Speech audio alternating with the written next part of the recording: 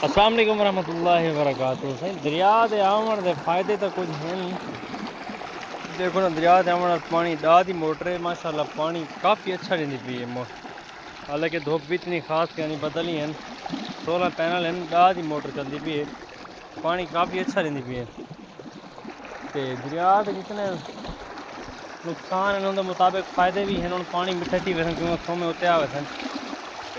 एक हूँ बिल्कुल धुप का पूरी धुप निकली हुई है, फुल धुप ही कहने डाह की मोनो मोटर है मर्सीबल। तो पानी बिल्कुल चंगा सुथरा नहीं मोटर और तक कहने नाल नाल तले पानी का सोमा ही चेक करवाने चेक करो कितनी झिकी मोटर वावा झिकी पई है, लेकिन पानी तले सोमे उच्चे आते पे सोमा आंदा पे उत्ते। तो व्यूवर जिमें करे सो वीडियो को लाइक कमेंट शेयर लाजमी करे सो। तो आए साहब मकई को पानी लाना शुरू की दरिया है, मकई को पानी दिखाया क्या नहीं।